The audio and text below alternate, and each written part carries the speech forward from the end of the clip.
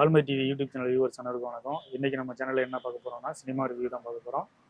Dhanush, Jayaram, MS. Bhaskar, KS. Ravikumar, அப்புறம் அந்த heroine பேர் அமிதா பைஜு ஹீரோயினை நடிச்சு தேனி ஈஸ்வரர் சினிமாட்டோகிராஃபி பண்ணி விக்னேஷ் ராஜா இயக்கத்தில் வந்திருக்கிற கரா படத்தை பத்தின ரிவ்யூ தான் பார்க்க போறோம். கரை ரொம்ப நல்லது. கரை தான் நல்லதா? சரி, அந்த படத்தை பத்தின ரிவ்யூ தான் பார்க்க போறோம். நல்ல அருமையான படங்க. இந்த படத்தை பத்தி இன்னும் நம்ம ஆள்கிட்ட இருந்து நம்ம பேர் என்ன பாருங்க, மறந்து போயிட்டேன். ராஜகுரு. நம்ம ராக்ஸ்டார் ராஜகுரு வந்து இந்த படத்தை பத்தி சொல்லுவாரு. சொல்லுங்க. படம் பாத்தீங்கன்னா ஆரம்பத்துல ஆரம்பிக்கும் போது இட்லி கடை பார்ட் 2 அப்படிங்கிற மாதிரி தான் ஆரம்பிச்சிச்சு. திரும்ப ஒரு ஹோட்டலுக்கு போறாங்க, ஹோட்டல் ஆரம்பிக்க போறாங்க அப்படிங்கிற மாதிரி கொண்டு போயிட்டு திரும்ப இருக்க ஊர் பக்கம் வண்டியை திருப்பிட்டு அப்புறம் எங்கேயும் போயிட்டு ஏதோ போய் முடிச்சதுல போய் நின்றுச்சு. அப்புறம் அந்த பக்கத்துல இருந்து எப்படி போகுதுன்னு தெரியாம ஒரு பேங்க் லோன் பக்கம் ராபரி அப்படி எல்லாம் போயிட்டு, சரி ராபரி எல்லாம் போதே மணி ஹிஸ்டரிக்கு தப்பு கொடுப்பாங்களோ அப்படின்னு பாருங்க. ஆனா அது ராபரி மேட்டர் இல்ல, அது பேங்க் லோன் மேட்டர்ன்னு சொல்லிட்டு டேரக்டரை பத்தி திருப்பி விட்டாப்புல. என்னன்னா ஒரு மண்டை படச்செல்லாம் இருக்கு. படம் வந்து ஒரு லைனா இல்லாம அங்கங்க பிச்சு போட்டு அதெல்லாம் ஒன்ன சேர்த்து வச்சு இந்தாப்பா சாப்பிடுங்கப்பா அப்படின்னு கொடுத்த மாதிரி இருக்கு. மற்றபடி அதாவது படத்தோட என்ன பொறுத்தளவுல வந்து படத்தோட கதை என்னமோ ஒரு நல்ல கதை மாதிரி தான் தெரிஞ்சது. என்னன்னா ஸ்கிரீன் பிளேல வந்து ஏதோ என்ன கதைங்க சொல்லுங்க. கதை என்ன அப்படின்னா, எனக்கு வந்து திருட்டு தான் வந்து என்னோட தொழில் அப்படிங்கிற மாதிரி ஒரு இடத்துல டைலாக் பேசுறாரு தனுஷ். வந்து எனக்கு திருட்டு தான் வரும் அப்படின்னு. இருங்க, நான் சொல்லி முடிச்சுக்கிறேன். ஓகே. தனக்கு திருட்டு தான் வரும் அப்படிங்கிறவன் ஒரு பிரச்சனையை கையில் எடுத்தான்னா அவன் தன்னோட திருட்டு தொழில் மூலியமா எப்படி அந்த பிரச்சனையை சால்வ் பண்றான் அப்படிங்கிறது தான் இந்த படத்தோட மெயின் கதையா நான் பாக்குறேன். அதாவது ஒவ்வொருத்தனுக்கு ஒரு விஷயத்துல ஸ்ட்ராங்கா இருப்பாங்க. எனக்கு வந்து திருட்டு தான் எனக்கு வரும், அதுதான் அப்படி இருக்கும் பட்சத்துல வந்து பாத்தீங்கன்னா அந்த திருட்ட ஆரம்பிச்சிருந்து திருட்டுலயே முடிச்சிருக்கலாம்.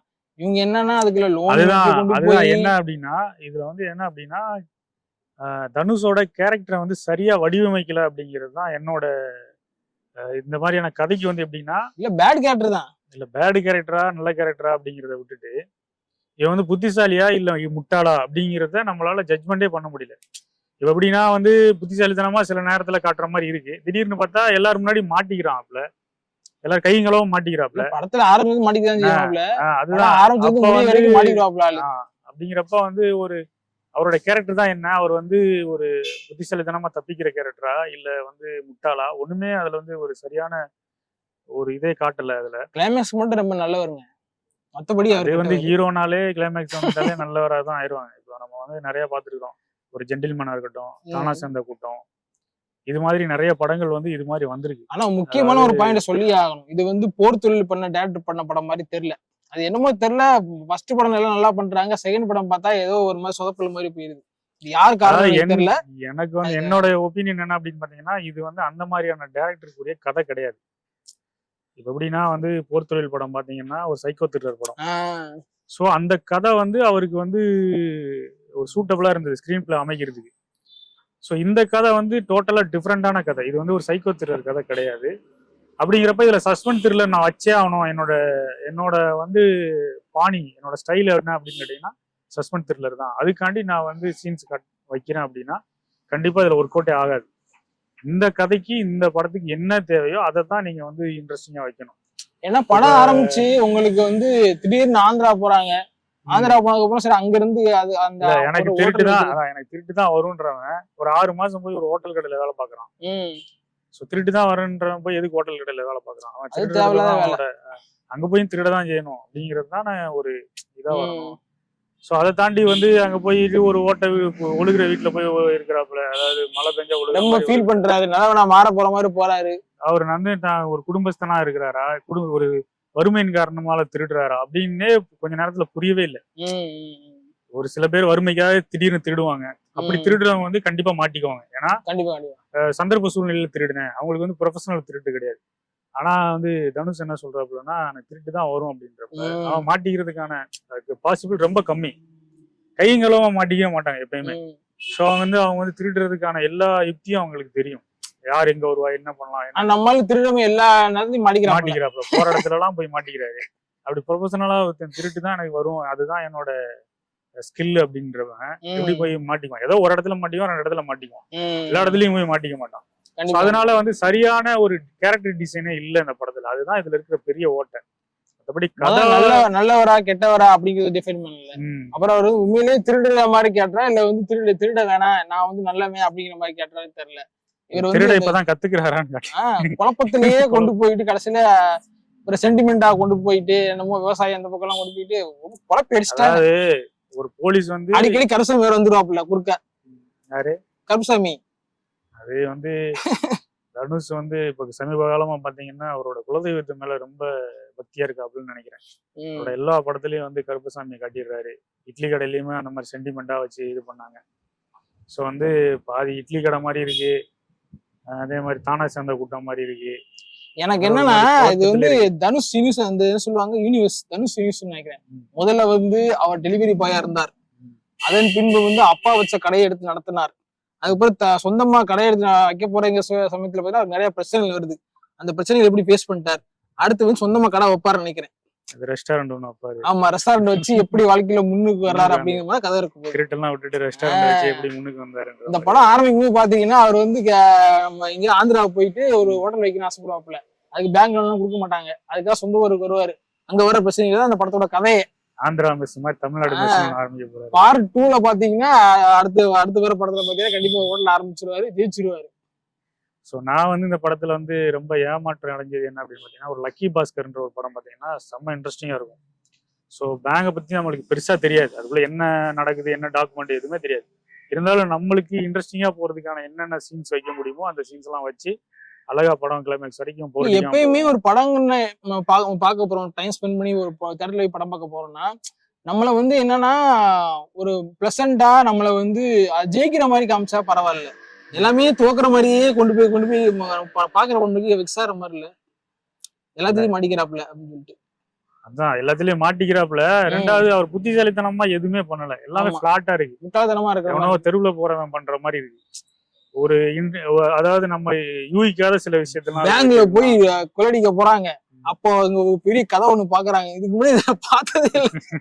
அவர் சொல்றாப்புல தரிசு சொல்றாப்புல, ஏங்க இதுக்கு மேல வேற ஒரு லாக்கரை பார்த்ததே இல்லையே அப்படிங்கிறாப்புல. போட்டு சம்பட்டி எடுத்து போட்டு மொட்டா அடிக்கிறாப்புல. அப்படி இருக்கலாங்க, தப்பு இல்ல. ஃபர்ஸ்ட் டைம் பேங்க் கொள்ளையடிக்க போறாங்க. ஏங்க ஃபர்ஸ்ட் டைம் பேங்க் ஒழிக்க போற ஓகே ரைட்டு. ஆனா வந்து ஒரு திருடனா என்னோட தொழிலே திருடன் தான், இது திருட தவிர வேற எதுவும் வரமாட்டேங்கிறேன் அப்படின்னு சொல்ற ஆளுக்கு இப்படி அதை வந்து ஸ்டடி பண்ணி இருந்திருக்கணும். இப்ப ஒரு திருட போறான்னா பேங்க் லாக்கர் எப்படி ஸ்டடி பண்ணுவான், கண்டிப்பா ஸ்டடி பண்ணுவான். ஒரு திருடங்கிறவங்க வந்து திருட போறதுக்கு முன்னாடி என்னென்ன பண்ணலாம் அப்படின்னு பிளான் பண்ணுவாங்க. இதுல பிளான் பண்ண மாதிரி காமிச்சிருக்காங்க. ஆனா இதுல என்னன்னா பிளான் பண்றதுக்கு உங்களுக்கு டைம் கிடையாது இல்ல. ஏன்னா அவங்க அப்பா 8 நாள்ல எரிச்சிட போறாங்க. அப்படிங்கிற பட்சத்துல இவங்களையும் போய் பேங்க்ல போய் கேக்குறாங்க, போய் எப்படி நீங்க பணத்தை வந்து சேஃபா வச்சிருப்பீங்க அப்படின்னு கேக்குறாங்க. அவங்க அலாரம் இருக்கு, ஸ்டேட்டா போலீஸுக்கு போயிரு அப்படின்னு சொல்றாங்க. அப்ப நீங்க பிளான் பண்ண மாதிரி காமிச்சிருக்க கூடாது. இம்மா நான் எத்தேச்சியா போய் திருடுற மாதிரி காமிக்கும் போது இந்த மாதிரி என்ன இந்த மாதிரி டோர் நான் பார்த்ததே இல்லை, என்னால ஓப்பன் பண்ண முடியாது அப்படின்னு ஃபீல் பண்றாருன்னா அதுல ஒரு சென்டிமெண்ட் இருக்கு, ஃபீலிங் இருக்கு. இவர் போய் பிளானிங் பண்றாங்க, போய் மாட்டிக்கிறவங்க செய்யறாங்க. சரி, அதான் நான் என்ன சொல்றேன்னா இந்த கதையை எப்படி கொண்டு போயிருக்கா, ஒரு சதுரங்க வேட்ட மாதிரி அவனோட தொழிலே வந்து இந்த மாதிரி பண்றதுதான் அவனோட தொழிலே. அப்படிதான் எதிர்பார்த்தேன். ஒரு தொழில் பண்ண டேரக்டர் அப்படிங்கிற போது சரி ஓகே மணி ஸ்டெப் கொடுக்க போறாங்க. எனக்கு என்ன டவுட் அப்படின்னா அந்த மாதிரி ஒரு டைரக்டர் வந்து இந்த மாதிரி கதை எடுக்கிறது கொஞ்சம் சிக்கல் தான். ஒவ்வொருத்தருக்குன்னு ஒரு ஸ்டைல் இருக்குல்ல, அந்த ஸ்டைல்ல தான் அவங்க படமே எடுக்கணும். நீங்க அவங்கள போயிட்டு அவங்களுக்கு செட் ஆகாத ஒரு ஸ்டோரியை கொடுத்தீங்க அப்படின்னா அவங்களோட சொல்லிருக்காங்க. அப்போ வந்து தெரியல, ஒருவேளை யார் சொன்ன கதையோ அவங்களோட தலையீடு நிறைய இருக்கலாம். இப்பெல்லாம் பெரிய ஹீரோவோட தலையீடு வந்து கதையில இருக்கும். ஏன்னா அவங்க இன்ட்ரெஸ்டிங்கா எதை பார்த்தாங்களோ அதை தான் எடுக்கணும்னு நினைப்பாங்க. இது மாதிரி நிறைய நடக்கும். அது தெரியல, அது அந்த பகவானுக்கு தான் வெளிச்சம். மற்றபடி பாத்தீங்கன்னா படத்துல பாட்டும் பெருசா நல்லா இல்லைங்க. ஏன் ஒரு பாட்டா கொஞ்சம் கேட்சியா நல்லா இருக்கு, கேட்கறதுக்கு நல்லா இருக்கு. ஓப்பனிங் சாங் விடுங்க, ஒரு நல்ல ஒரு சென்டிமெண்ட் சாங் இல்ல லவ் சாங் அந்த மாதிரி ஒண்ணு நல்லா இருந்தா கூட பரவாயில்ல. எந்த சாங்கும் நல்லா இல்ல. என்ன பேக்ரவுண்ட் ஸ்கோர் சுமார் தான், பெருசா ஒண்ணும் கிடையாது. ஸோ வந்து ஒரு நல்ல ஸ்டோரி தான். எனக்கு என்ன பொறுத்தளவுல இது வந்து ஒரு இன்ட்ரெஸ்டிங்கா கொண்டு போகக்கூடிய ஒரு நல்ல ஸ்டோரி தான்.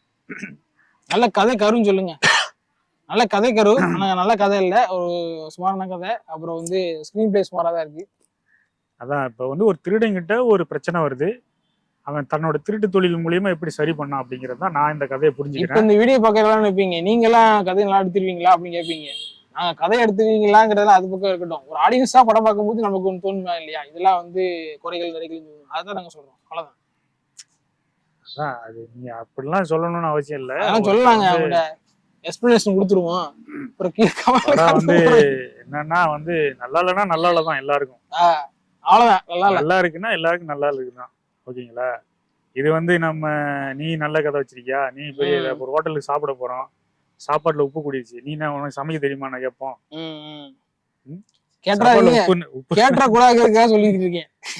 உப்பு அதிகமா இருக்குன்னா உப்பு அதிகமா இருக்குதான், காரம் அதிகம்னா காரம் அதிகம் தான். அது மாதிரி இந்த படத்துல வந்து சொல்லிக்கிற மாதிரி ஒரு சுவாரஸ்யமா ஜெயராம் கேரக்டர் ஓகே, அவர் கேரக்டர் ஓகே, கொஞ்சம் அவர் கேரக்டர் ஓகே, அவர் தான் ஓரளவுக்கு இழுத்து கொண்டு போறாருன்னு நான் சொல்லுவேன். மமிதா பைஜு எதுக்கு போட்டாங்கன்னு தெரியல, பாவத்தை அந்த பிள்ளைய வந்து ஹீரோயினா போட்டிருக்கோங்கிறதுக்காக போட்டு வச்சுட்டு இதை பண்ணிருக்காங்க.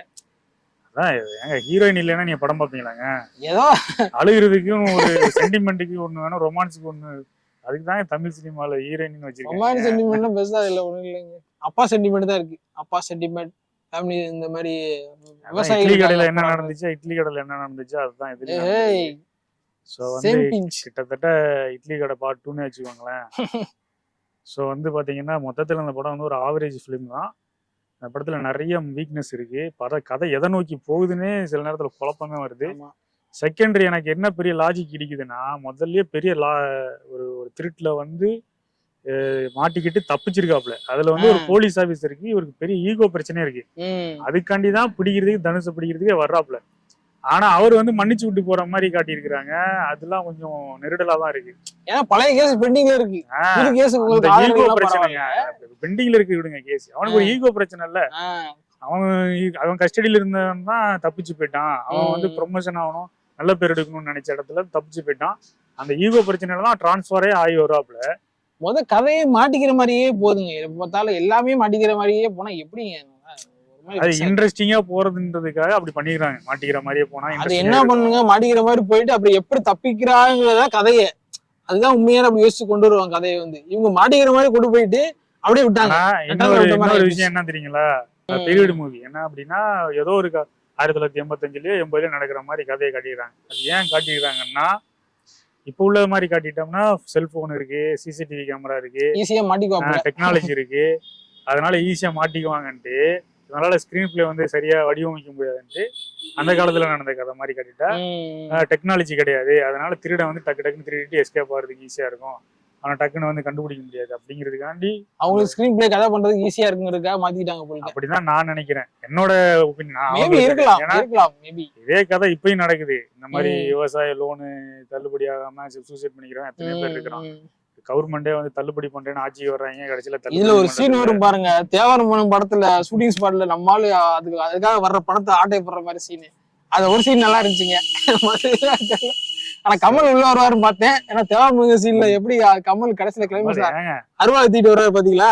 அதை பண்ணணும் அவர் மாதிரி. ஏன்னா பழைய கமல் எங்க இருப்பாப்ல, இப்போ இருக்க கமலை கொண்டு வந்தீங்க ஏதாவது ஒரு பண்ணி போட்டு அந்த பங்கு வச்சு விட்டு பழைய அந்த முண்டா பண்ணியை போட்டு நடக்க டூப்பு போட்டுருக்கணும். இல்லைன்னா இந்த டூப் லுக் லைக்னு சொல்லியிருப்பாங்க இல்ல சில பேர், அவங்கள மாதிரி அதை போட்டு டேரக்டர் அப்ரோச் பண்ணிருப்பாரு நினைக்கிறேன்.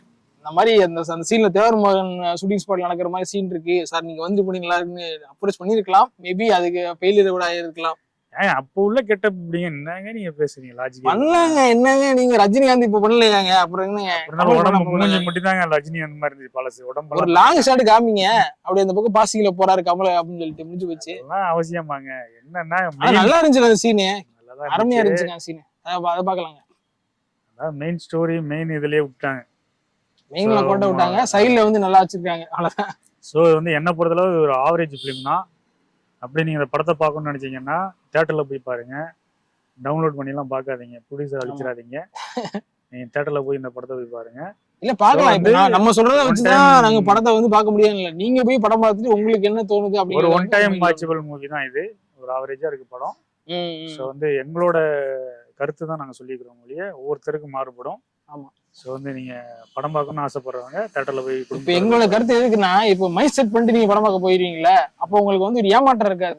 ஆஹா நம்ம இப்படி எதிர்பார்த்து வந்தோம், அப்படி இப்படி இல்லாம போச்சு அப்படின்னு அவங்களுக்கு ஒரு ஏமாற்றம் இல்லாம இருக்கும். இப்ப நீங்க கேட்டு போகும்போது ஓகே இப்படிதான் இருக்கும், பார்த்து வந்துடலாம் அப்படிங்கிற மாதிரி மைண்ட் செட்ல போய் பார்ப்பீங்க. ஓகே ரைட், இப்போ படம் பார்த்து முடிஞ்சு வீட்டுக்கு போயிடலாம் அப்படிங்கிற மாதிரி மைண்ட் செட் இருக்கும். அதுக்காக தான் அந்த வீடியோ முடிச்சு. சரி, மொத்தத்துல படத்தை வந்து ஒரு ஆவரேஜ் ஃபிலிம் தான். மீண்டும் நம்ம இன்னொரு வீடியோவில் சந்திப்போம். அது வரைக்கும் நம்ம சேனலை சப்ஸ்கிரைப் பண்ணுங்க. நன்றி, வணக்கம்.